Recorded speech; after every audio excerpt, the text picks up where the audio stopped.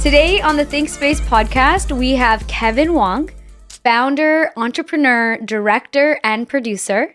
Kevin is the co-founder and creative director of Dank Mart, as well as the founder of Self-Hired Media, a brand and documentary production studio. Kevin has over 10 plus years of video production experience, and he is also my business partner. Welcome to the podcast. What's up? How's it going? Good. How are you?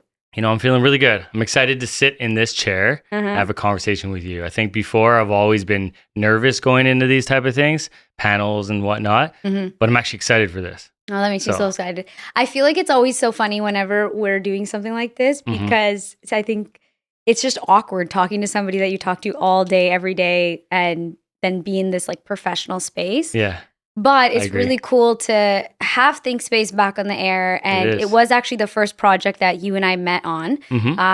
You were the creator of ThinkSpace, the thinker of ThinkSpace, and the producer behind it. One of them. One of them, yes. And so can you, for the audience, can you just bring them into the fold and tell them, like, where did ThinkSpace start and where did the idea come from? Because it started at a time when podcasts weren't what they are today.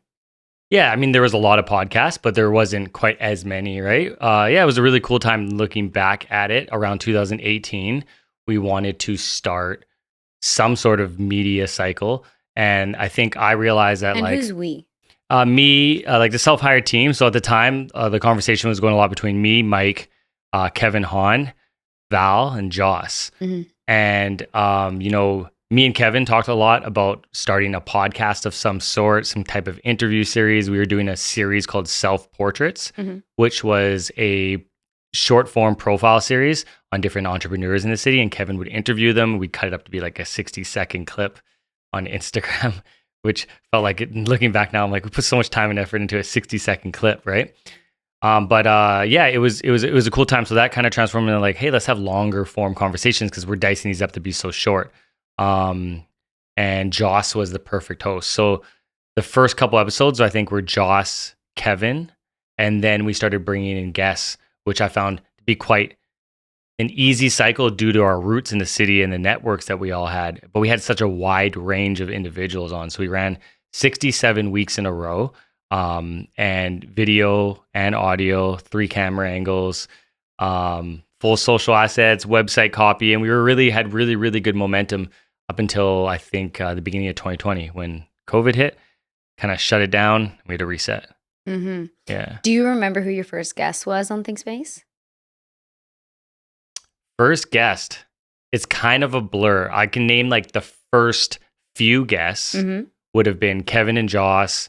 It would have been Kevin, Joss, and Floetic. I think we had Steve Reel on there. We had a Snack the Ripper on there.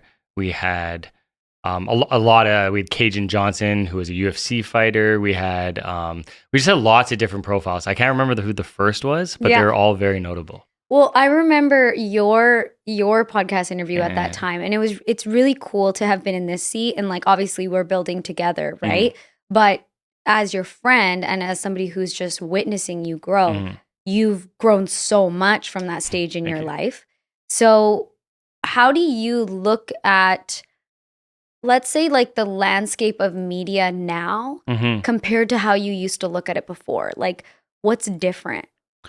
I think in general, a time like that and prior, super raw. I think media was super raw. I think now being in the industry so much, you think of things as produced and you see a lot of things as produced. I think people know cameras are always on them. People are really curating their content. I think there's a whole new era with streaming, which I think is going back to that raw form. What I think was really cool now is I just think that the canvas and the boundaries are super wide. And I think there's so much crossover, which there was a time when things maybe weren't corporate enough, things were too raw to certain platforms. Now I just think that like it all lends to each other, which is a really, really cool time because I think then creativity is completely optimized. You're always thinking of new recipes to mix different things together and how it might sit. You also have multiple platforms to play with now. So your content and your ideas can be showcased in many different ways, tailored in many different ways, produced in many different ways, and it's just such a wide range of things that you can bring to the forefront. Mm-hmm. What's something that like you've created Mm-hmm. whenever, and you're just like kind of like how you're just saying this right now, like, yo, you can add all of these different elements of creativity to the plate. Like, what's something that you've created that you're just like, whoa, I love that piece of art, and I love that it's out there in the world. I think I look at the music video stage of my life as a very fond stage, in the sense of I was just getting into the stages of being able to monetize the creativity, but still work in the ecosystem of like friends and affiliates. So at that time when we were creating music videos, I just felt like it was a time that I could express a lot.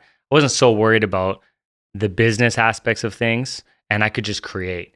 And I think that time I look at it as a very fun time, because it was just such a fun time to create, and there wasn't as many like worries where now, say we're working with other brands, we're telling other stories. You have to think of things through many different lenses. And I think at that time we were just like, let's be wild, let's be rowdy, let's be loud. And it was a really cool time to experiment. Is there a music video that you're thinking of? Oh, I got so many, but pretty much anything I've done with either Jace, who's a friend of mine, and the artist that he was managing at the time, or anything with T-Loc. I think those stages really brought me into the things of being able to like do some like fairly large budget stuff, also make some noise in the city. So I think those are really cool times. If I want to just take your question and just look really far back, it is time that like I look back at some of the stuff we were doing in high school, and I'm like, whoa, we were like on the forefront of doing some cool creative stuff, filming skateboarding, filming skate videos, putting them online at a time when, it's harder to just upload videos and spread them out to the world at that time. And we were doing some really cool, fun, creative stuff in a really raw format that I'd probably be embarrassed to look back and watch now. But it was really cool to know that we were like on it at a young age, producing like creative content.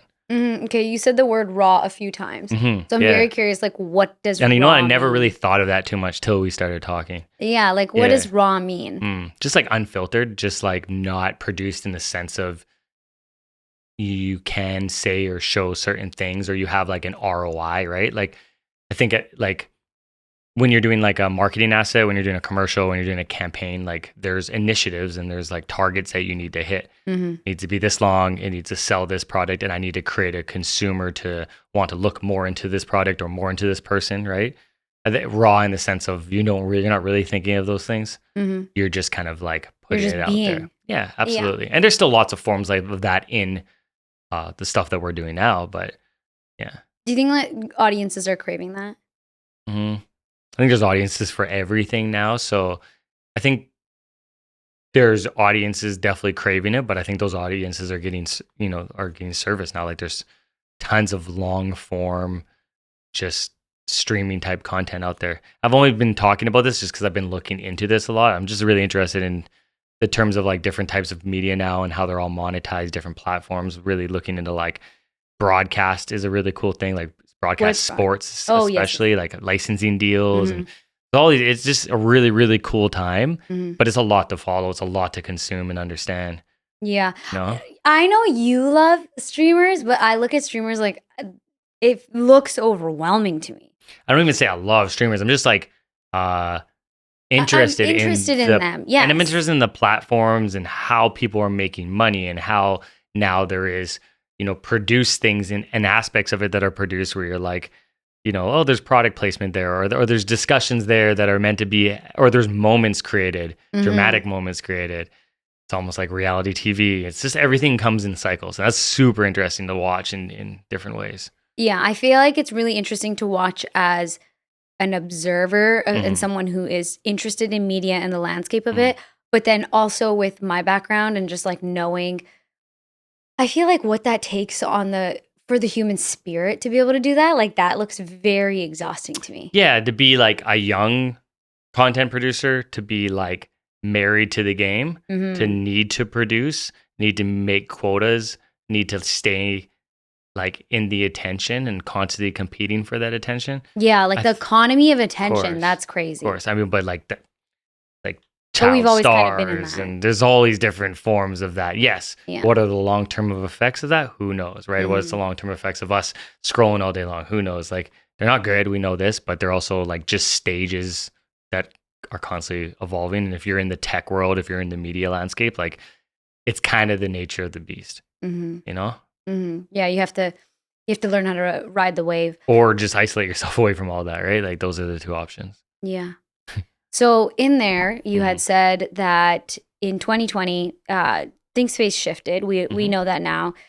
Joss, he moved over to Nicaragua for a Yeah, while. he took a He went and vacay. lived his life. Yeah. And he expanded and grew. And in that time, you also expanded and grew. And so, as you were saying that, like, hey, like back then when you were doing all of this raw content, you weren't necessarily thinking about the business stuff, but you took a huge shift in your own business life at that time.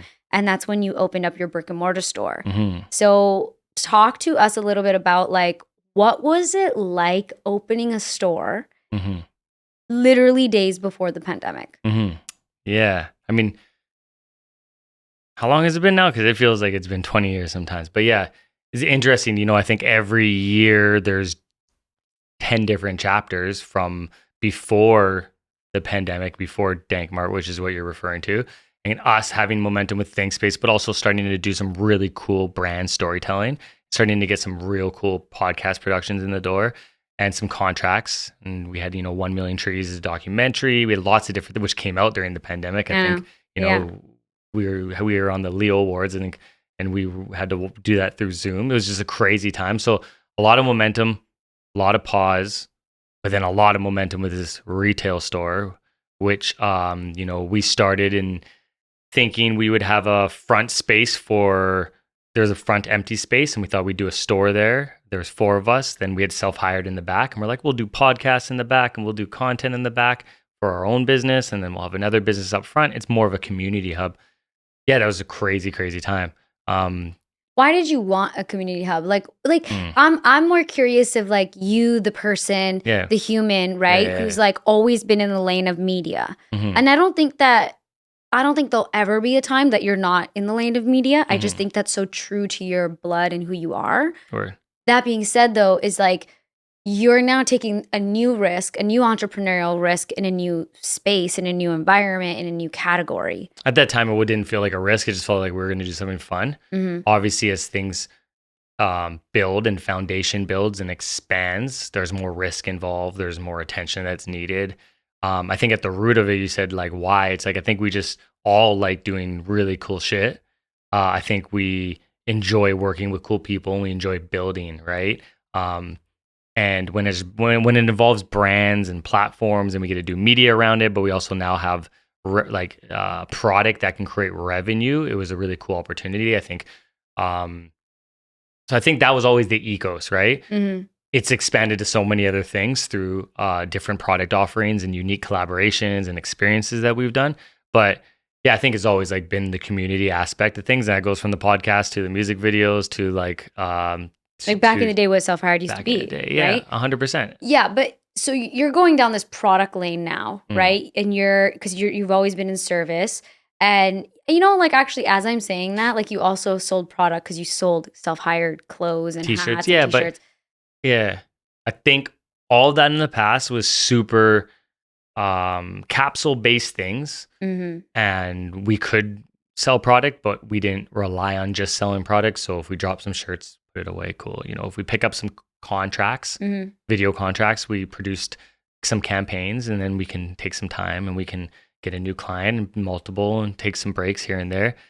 This was the first time, as you talk about the shift, where it was like, okay, this thing is on. Now this thing is going to continue to go on and build, right? Yeah. I had to learn a lot of new skill sets. And what are some of those skill sets? Because, because I would say the level of entrepreneur, we all are, right? But like the level of entrepreneur I think you were at that time was a very different level than you are now. I was even though I worked with a team, I was a very solopreneur in the sense of, like, we still all work together. We had a team, but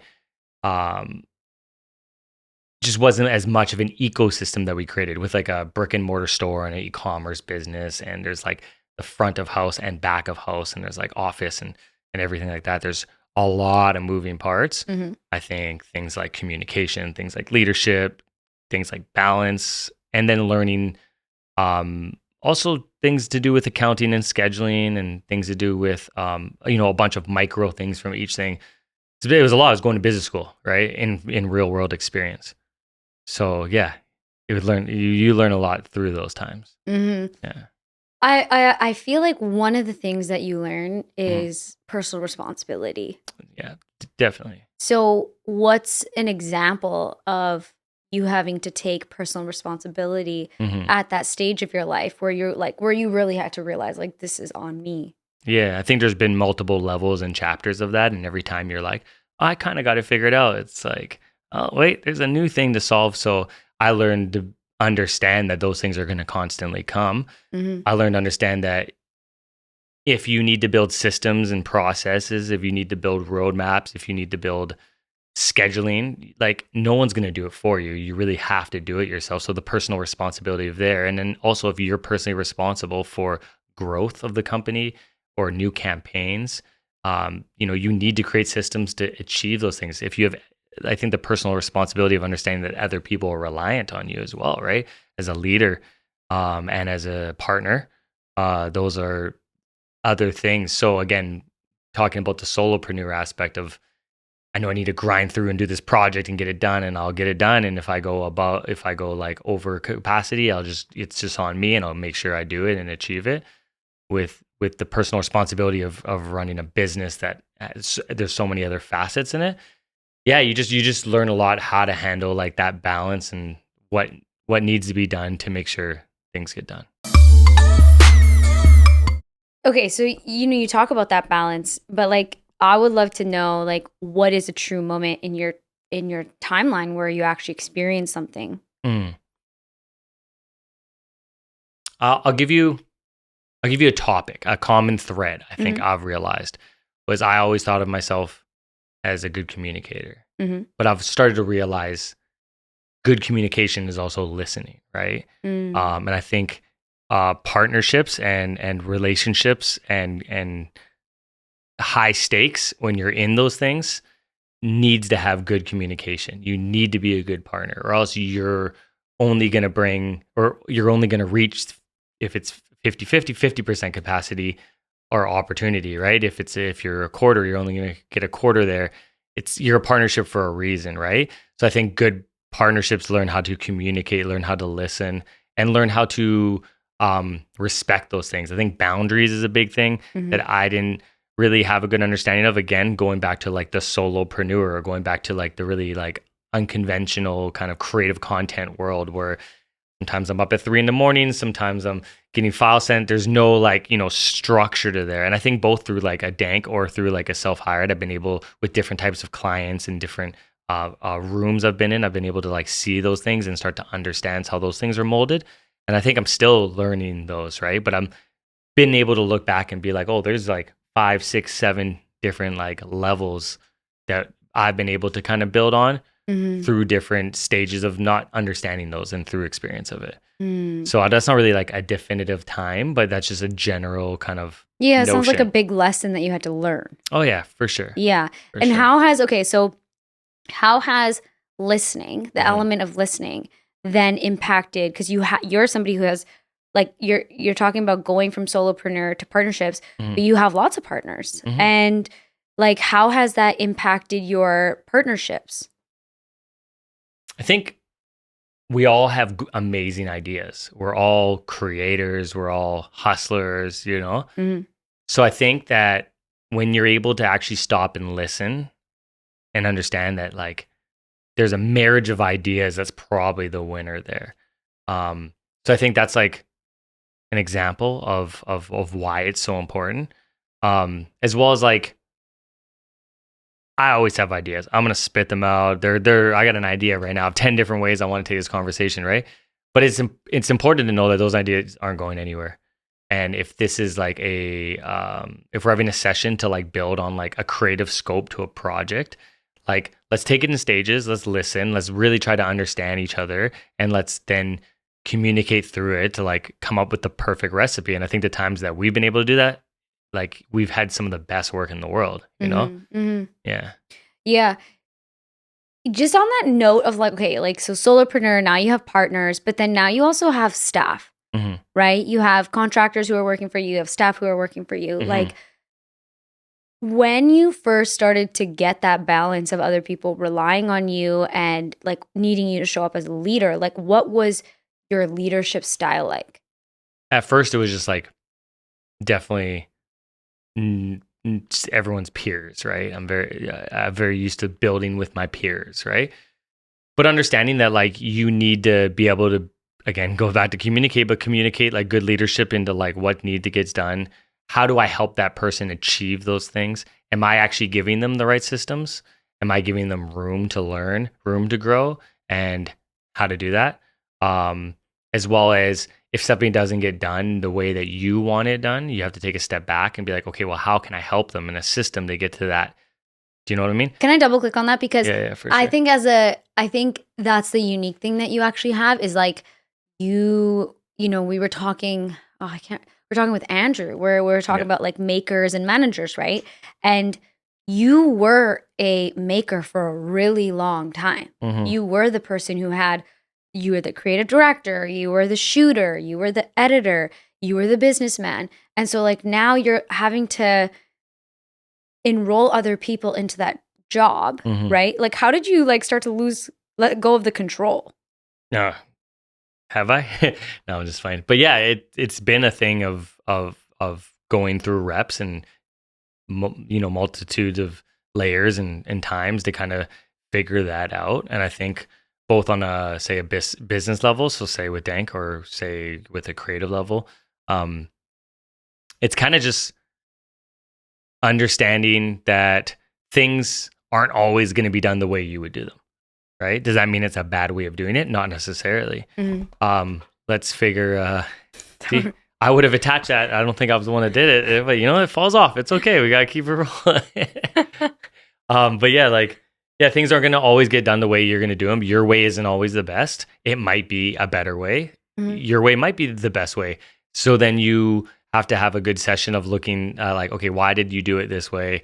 How can we try to see that like roadmap and then give also incentive and ideas of how to get to another, and I think that's a good coach, right? And I think I've learned that by talking to guys like Andrew and others, and getting some clarity and mentorship myself in figuring that out. And we're still figuring that out, but I think no one's an expert. Okay, as a man though, I find this very interesting. I always like to ask, because you just said the word mentorship, is like, and this is maybe my own fallacy that I have, right? There's people who, it's a people thing. It's not necessarily a gender thing, right? Where it's just like, some people like to go out and seek and ask, right? What has your journey been like with mentorship? I think coming up, very few mentors and no one really to show me the way. Or if I did have that, I don't know if I would have listened. Again, thinking that, maybe it, I'll figure it out, or things go right. You might do three things right. And you're like, I can't do wrong, right? So I think, I don't know if I listened before, but as I get older now, I definitely seek out more mentorship, more coaching, more advice. And why is that? Because everyone has different experiences of different value. And some things, it's like your parents sometimes, or whoever, an adult figure would be in your life who gives you advice and you don't understand them. And you're like, what are they talking about? They don't know. Years later, you might look back and be like, I understand it now, because you have perspective, you have wisdom, you have age, right? So I think now I understand that I've seen too many 360 moments where I'm like, oh, that was what they were trying to say, or I should have listened to that. That now that people who you can generally scope out, people who are worth listening to, and if they have advice to give or conversations, I'll learn the best through conversation. Not really like, here's an instructional manual. Do you know what I mean? Like, let's just talk it out. Let me hear some perspectives. Let me see how you've handled situations in your life to get to a certain place, and be like, oh, there's a lot of value there, and you've done some of that experience. And I like to try to do the other thing, right? Like, I fucked up a ton, right? I can tell people about that. I can talk about decision making and different things, and hopefully do the same to others. And some it's going to fall on sometimes on deaf ears, and sometimes it's going to be of value to someone, right? I think I think there's so much good advice now. There's so much advice out there, so it's almost like you have to sift through it, right? You have to audit, right? You have to audit it because, like, what you're saying is like, learning through stories and conversations.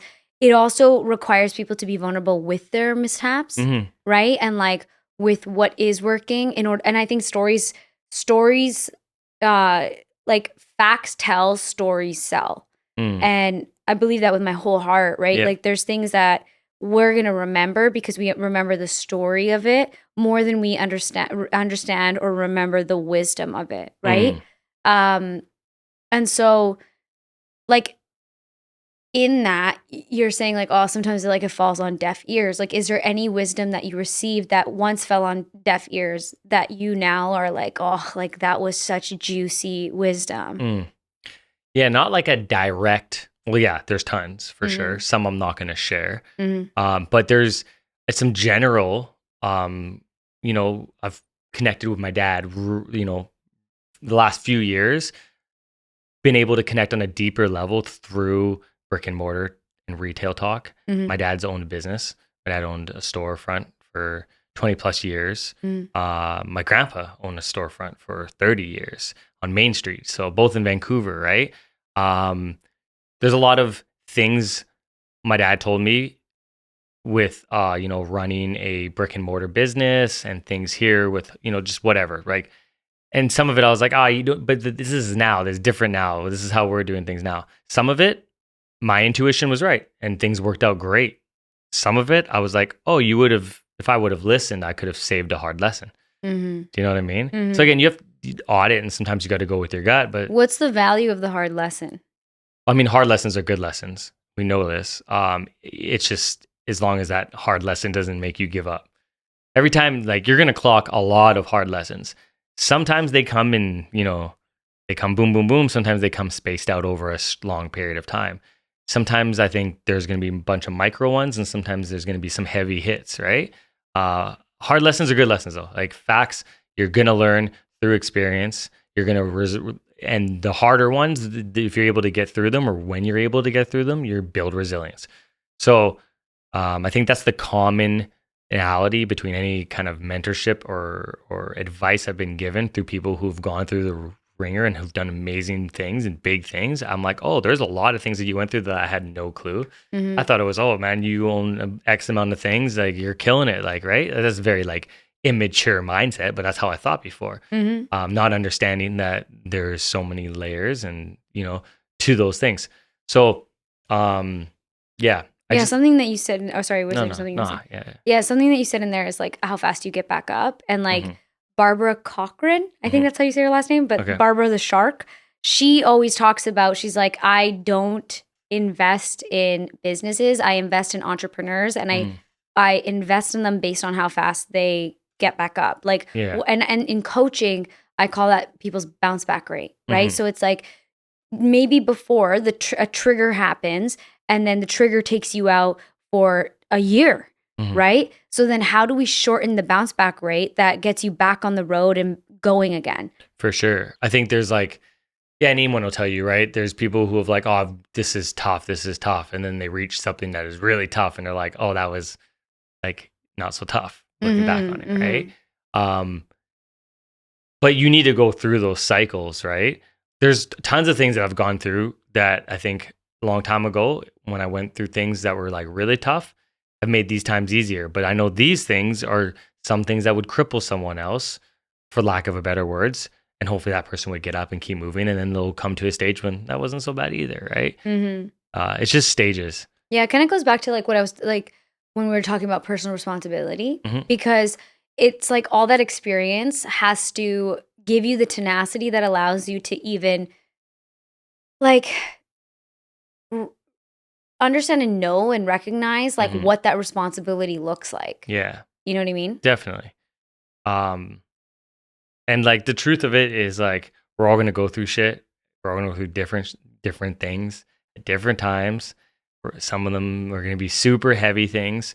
You can't really train for all of them. Do you know what I'm saying? Like you might go through the toughest time of your life in business while someone's going through the toughest time of their life in business when someone they love is sick, and then or when they don't have this or they don't have that. And the most amazing stories are the people who've gone through some crazy things and have made it through, and they're there to tell the story, and they're also there to prove that, tough times don't last, but tough people do, Well, you always say that, right? So it's Yeah. like, why are you so inspired by that?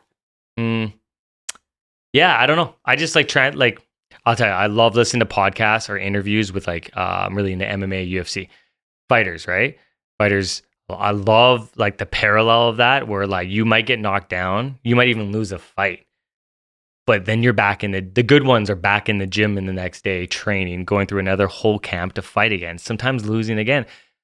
It's crazy. Sometimes your career may not be a bunch of W's, right? But that's Like so that one guy that you really love from the UFC. there's a ton. There's like some people who have been through the journey who are like fans, like a Dustin Poirier. Fans are gonna come watch you because they love you and they know you're a fighter, not because you have been multiple time champions. It's not because of you've been, you have a mix between wins and losses. They just fuck with your spirit. Your spirit, yeah. Yeah. So I don't know. I look at that where I admire that, and I admire that when I see that in business. I feel like that's actually beautiful because I would say that's actually what I've seen grow in you. I'm not saying that you didn't have a fighter spirit before, but I think that you weren't hardened by business before, right? Yeah, I think, people have different, adversity comes at different times, right? I know some people who've dealt with some huge adversity, like as a kid, as a child, family, whatever. And some people, and some people, and they have grown such thick skin that like, I think that like they've flourished through adversity now. And there's some people who get that later on in their life and this and that. That's why it's like, you can't compare your situation to fucking anyone, truthfully, right? You can take account or take notice and be like, get motivation from others or recognize shitty behavior or personality traits you don't like and things, whatever, right? But you're living your own movie. Yeah.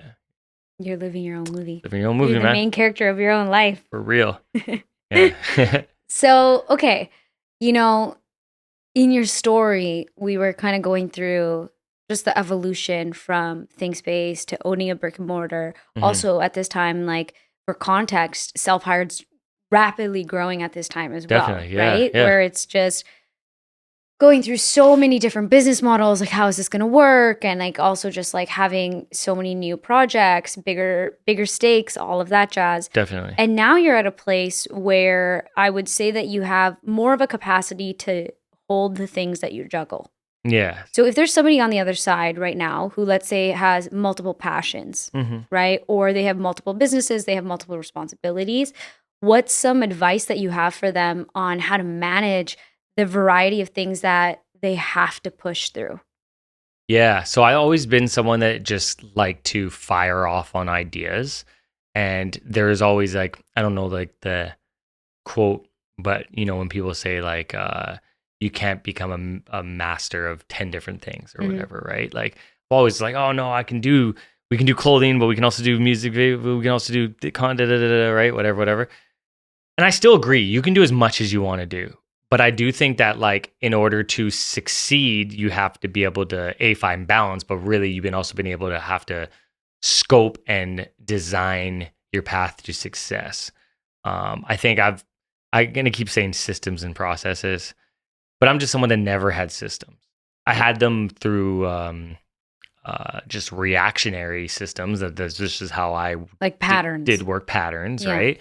But then really like taking a step back, breaking down my patterns, understanding what's efficient and what's not efficient, understanding like, well, if you can't even take time to like move back and build like your systems and build like your roadmaps and your business out, how are you going to have 5 businesses, right? You haven't enough time to sit down and do one, right? You can only kind of like get so far by just brute like work and hustle. So I think that's something that I would advise anyone who's just like chasing their dream and like building out new ideas is really like try to systemize what you're doing. And it's probably the easiest time to systemize it when it's in its infancy, right? When it's a new idea. And there's so many tools now and like, I'm not going to sit here and be able to give you those tools, but there's a lot of resources out there for those tools and for practices and methods that will work. But I think since I've started to understand that, and I'm still, no pro, but still figuring that out, I think that's helped me with my balance a lot. And because I have balance, I feel like I'm creatively flourishing at a time when I almost felt like I was not creatively inspired because I was weighted down by work, even if some of that work was creative work. Does that make sense? Yeah, 100%. So it almost sounds like I feel like the creative person could look at this and be like, hey, the systems are going to make me less creative, but it's actually the thing that gave you the capacity to expand your creativity.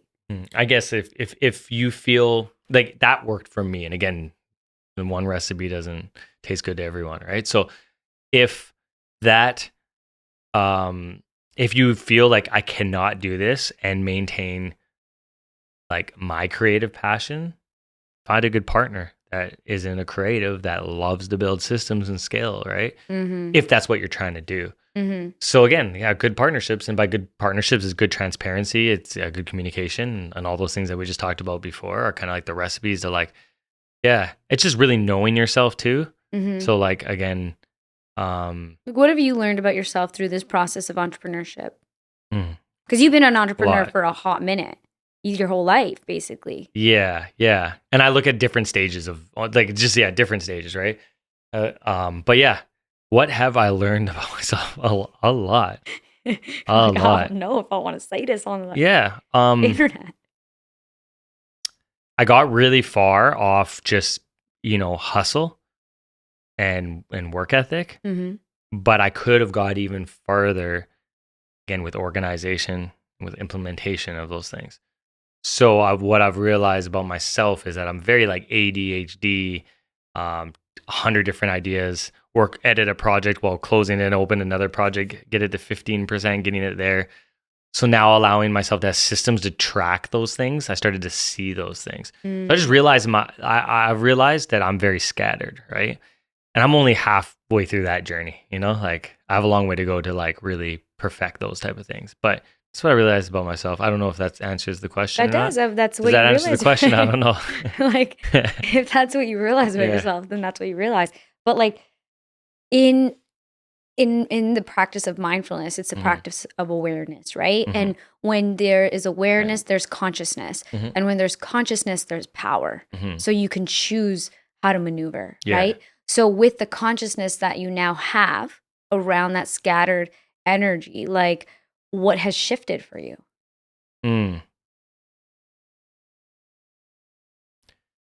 Overwhelmness. So I feel like I'm performing in a more fluid state of both happiness as well as like the quality of work. And I think just clearer vision and lifestyle changes. I mean, I've had to change lifestyle changes to also be in this state of fluidity, right? What does that look like? Less alcohol, less going out, like more routine, right? Like I'm also someone who never had routine. And now, I'm up at 6 a.m. every day. And this is multiple years now, but like up at 6 a.m. in bed by this time. And sometimes like I'm not perfect. So like you'll break that routine. But as long as like, I think it's okay to, have certain days off, right? Like it's okay to slip up on things. But yeah, again, but the urge to like be a better entrepreneur had to outweigh the urge to like go out and party and go out for all those dinners and drinks and stuff, right? At one time, I think that urge was beyond me wanting to be a successful entrepreneur. But that's because things were clicking and working right. But as soon as there's friction, you realize you can't have it all, right? You can't have all lifestyles. It's just like grass is always greener. You have to really know what you want, or at least just be able to go through that. Yeah. Yeah, it's interesting. I think like before, even if we talk about ThinkSpace, I did 1-2 episodes in my life, right? I've never really done these podcast things. And this is, at one time in my life, very uncomfortable for me. I'm still not like super comfortable just doing this and talking. Now I'm like, what did I say there? And like, I'm talking about a lot of deep stuff. But through it all, I think like the maturity of like me behind the microphone and the things I had to say 5 years ago or 6 years ago on one of those first ThinkSpace episodes to now, it's like a completely different person. Mm-hmm. You know, I sure hope it is in 5 years. I hope it's a different person, right? But Mm-hmm. yeah, I think it's really cool to look back and think of those different stages and be able to actually see them, right? Mm-hmm. Actually see the shift, witness the shift, and like be the living embodiment of it. Yeah, and I never went back and watched any of those things, so this is just coming to my mind now. But yeah. What's something in life that's making you really excited right now? Oh, just I think the projects and community that are around us. I think I'm inspired everywhere right now, and everywhere I look and every phone call I have, I'm inspired in different ways. So I have an ecosystem of people that are doing things in both worlds that I love, and having some real cool conversations and seeing things unlock. I'm like, this is really cool. So I'm inspired by the community around me, from all our staff at the store to all our teammates and creatives on the self-hired side, and all the other people that we're working with, both on clients and like partnerships. Just everyone around me. I'm definitely inspired, and I think I've been told from others like, oh, I can feel that energy off of you. I couldn't feel that for a while, or blah blah blah. So I guess I wear my heart on a sleeve too. So if I'm stressed, I think you're all gonna know I'm stressed. Yeah, I've been told. Trust me, we're all gonna know you're stressed. Yeah, that made me think of something, and I lost it for a second. I want to be able to get it back, but oh yeah, I wanted to ask you, like, if you were to give a young entrepreneur advice who's on the other side of this mic, and let's say they're the entrepreneur who, you know, other things are outweighing their desire for success, or where they are a little scattered, or maybe they are going through that season that is just constantly kicking them down. I think that my thing that I absolutely love about you the most is your tenacity and your will. You just have this like deep belief in yourself as a person, right? Like I've had to learn that skill.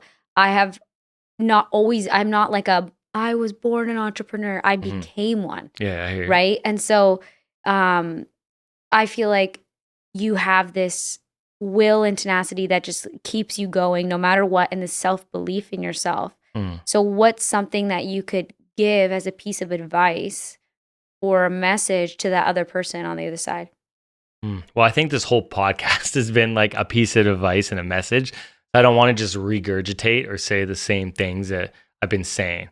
So in a less polished way, I say, like, if you're sitting in a chair like this and this is your first podcast, or if it's your first project or your first presentation, or just like your first time putting yourself out there, like, don't overthink shit, and who cares what other people think. Those are very, very strong things that, you know, I would like to live by. I think just do you, you know, and just go through it. I don't want to, like, I think I've already gave a lot of examples of that. And understand, I think there's like different devils and different levels. Is another thing, I guess, where it's just don't, what you're going through now is going to be what you're going through now. So feel it. It's nothing, no problem's too small. And understand, as you do more, you're going to go through bigger problems. That's the cycle of life. Enjoy it, and just enjoy what you're doing. Yeah. I love that. I don't have like a clean statement or nothing, but you know, like, no, that was fantastic. You're Mr. You have lots of quotes in your head. Yeah. Well, thank you so much for being on the THINKSPACE podcast. Where can people find you online? People can find me on Instagram, selfhired.kevin, selfhired.com, dankmart.ca, at dankmart as selfhired. Yeah, 2 easy words, statements, blah, blah, blah. And yeah, thanks for listening. I don't know if this was of value, but I hope you found some value in there. Thanks for having me.